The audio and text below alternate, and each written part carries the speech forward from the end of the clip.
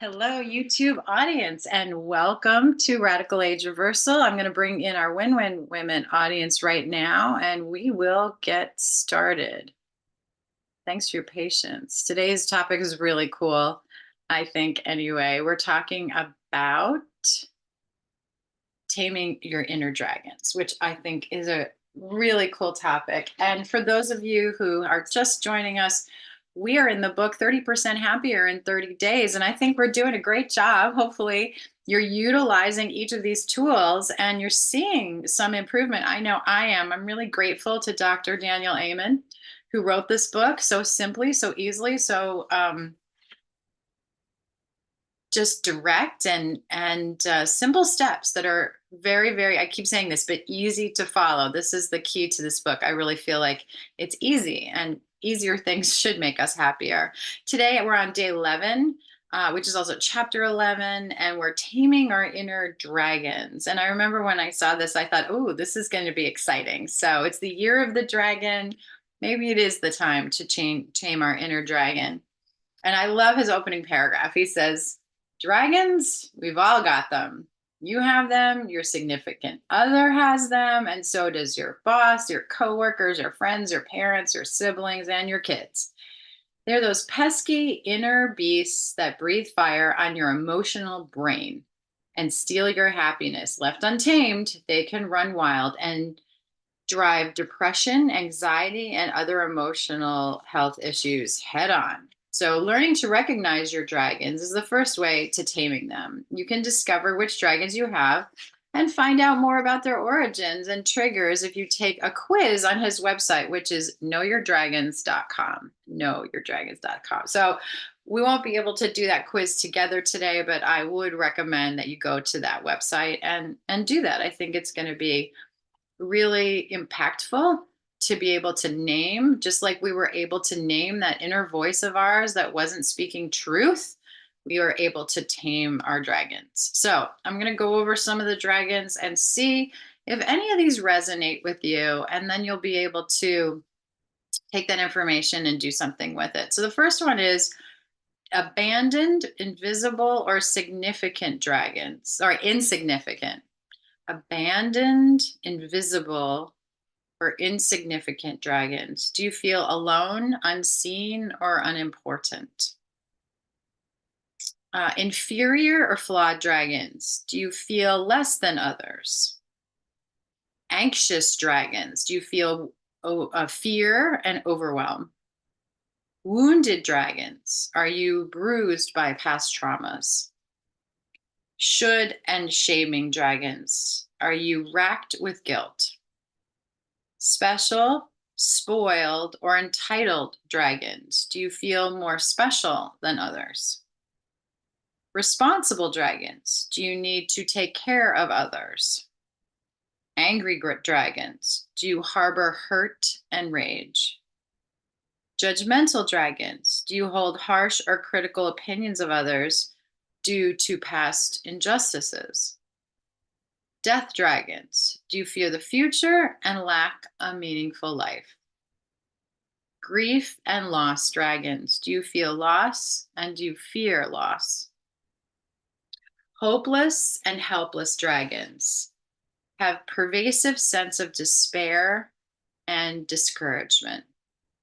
Ancestral dragons, are you affected by issues from past generations? So I went through those really quickly. I do recommend that you get this book, 30% Happier in 30 Days. We're on pages 66 and 67, and you can see he's listed all of the potential dragons. So he does go on. Here's the good news before you get too sad. The good news is that the dragons do not have control over you. You can rewrite their stories, and here are 5 simple steps to do just that.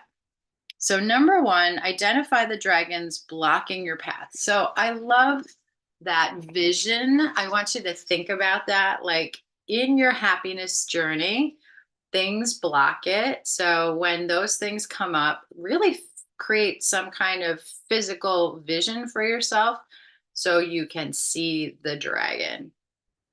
Okay. They're actually blocking your path. There are things that trigger you. I know sometimes when my dragons are triggered, I get like some like butterflies in my stomach kind of feeling. Sometimes it's hard to breathe. You just get those anxious feelings. I love to grab my oils then. I especially go right for like things like rose and frankincense and lavender. I really love lavender.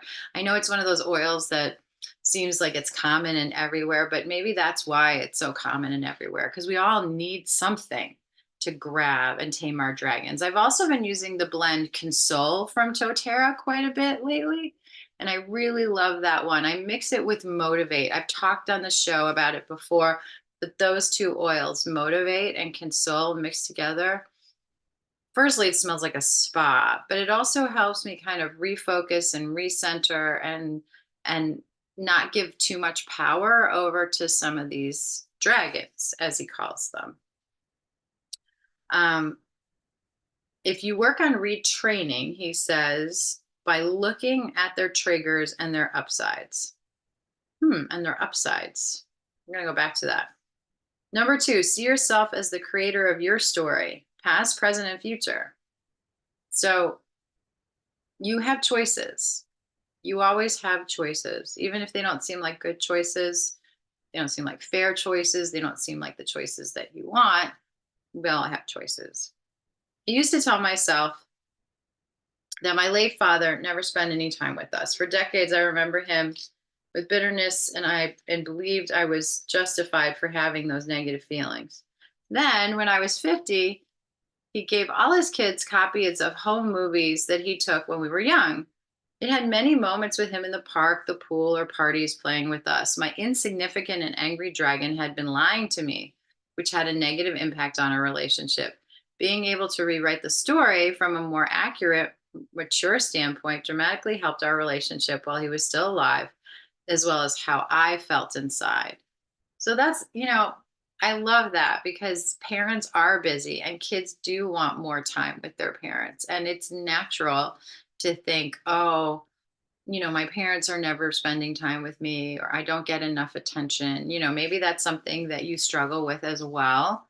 And to maybe go back to that parent, ask them what their happiest memories with you are. And sometimes it will unblock the dragon that's blocking our vision, right?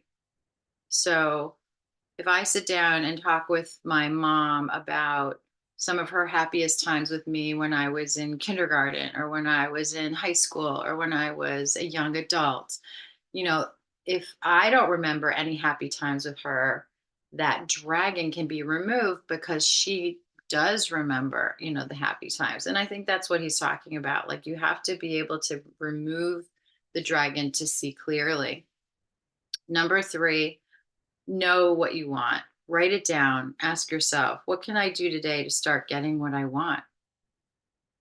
You don't have to do everything today, just one small thing. I often tell my patients who feel frozen by fear that they don't have to react all at once. Just move their little pinky finger to signal that they can do something, right? So if your dragon seems really big, then take the easiest part. In financial literacy, when we talk about dealing with debt, there's two kind of ways of attack. One's called the snowball and the other one's called the avalanche. So the snowball starts small, right? But as you're working on it, it gets bigger and bigger and bigger and bigger and bigger. The avalanche, and that would be the approach that he's recommending with taming your dragons.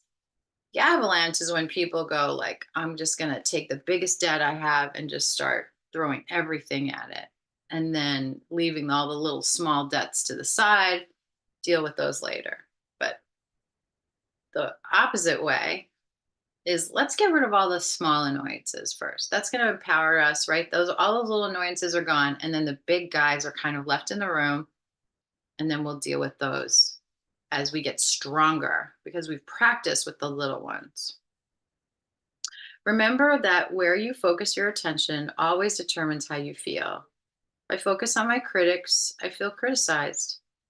If I focus on angry, small things, I start to feel like a victim. If I focus on all the people I've helped, I feel happy and purposeful. I have a choice on the arc and the ending of the story. So I want you to just stop right now and take a few minutes. And I want you to see what are the first things that come into your mind. Just close your eyes if you need to, if that helps. And just think, what's on my mind today?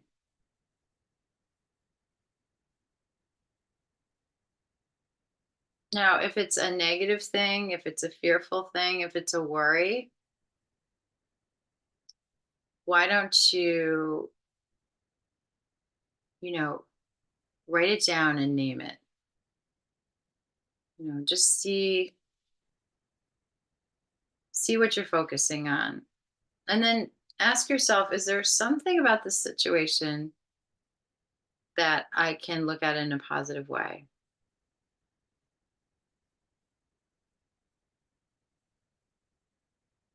How is this situation serving you, or how can it serve you,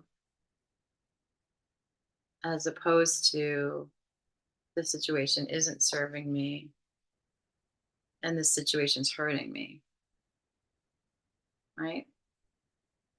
Are there people around you who know how to solve it that you can draw on? Are there ways for you to step aside, to set a boundary?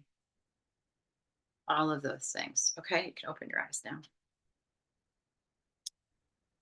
Refocusing your attention. And number 5, realize it's never too late to change your story. I love that. Every morning, I love days, and I'll explain what I mean in a minute. But like if you think about it, our universe could have been created any length of time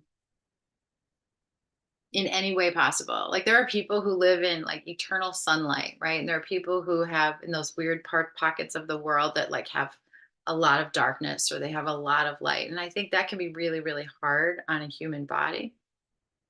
But for most of us who generally experience a period of daytime and a period of nighttime, I think if you analyze the cycle of the day, it does call to mind our ability to face it, literally. I mean, all these phrases come out, right? One day at a time, moment by moment, live in the moment. The present is a gift, right? Anxiety is in the future, depression is in the past. And so not focusing in those areas is really important. So the day, the day when you wake up, like I didn't sleep very well last night, and maybe hopefully I'm not too incoherent because of it, but I know how important sleep is, and I'm sure my brain did not drain the lymphatic system as it should be, because my mind is not as sharp as it usually is. But that's okay. Tonight I'm going to get a better night's sleep and I'm going to feel better. But that's what's great about the day, right? If I wake up, hopefully I wake up with more energy, with more vitality when the day goes on, as I'm dealing with challenges, while I'm dealing with emotions, while I'm dealing with people.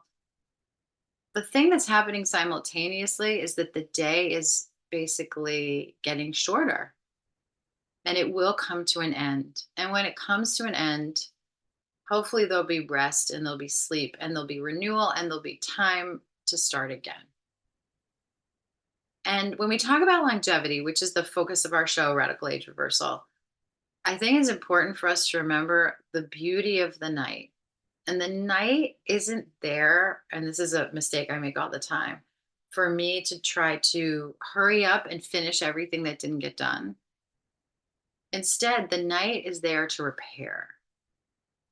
And so focus your nighttime on refocusing. Take a look, like, where did good things show up in your day? And if you're in a bad space and it's hard to see the good, then that's really a great place for you to spend your evening hours. Not binge watching television, not playing lots of video games, not distracting yourself with things that numb the soul, like too much sugar or too much alcohol or like all those bad habits, but just giving yourself the solitude to examine your day, to ask yourself to look for those tiny moments of joy, for those tiny moments of blessing. Could have been like a flower that you saw, a person who smiled, someone who did something nice for you. um, this beautiful woman at church today gave me a ride home. That's going to be something I will reflect on tonight. That my daughter didn't have to run out and pick me up because she was taking my parents to a dental appointment, right? Like, so that's a gift, right? It could have been more stressful on my daughter. It could have been more stressful on me, but it was less because of this woman. She's a gift. And how grateful, right? How grateful, grateful for that little moment. So easily overlooked, right? So easily overlooked. So important for us to spend the nighttime in renewal and reflection and gratitude. And some people who are morning people like to get up in the morning and review the day of the past, but I feel like it's gone. Better to do it in the moment. Try it, just try it. And I'm a morning person, but again, just try it. And then number 5, realize it's never too late to change your story. Start today. As the title character in the film Curious Case of Benjamin Button said, it's never too late to be whoever you want to be. You can change or stay the same. There are no rules to this thing. I hope you live a life you're proud of. And if you find that you're not, I hope you have the strength to start all over again. And he says, trust me, once you get your dragons under control, you'll be a lot happier.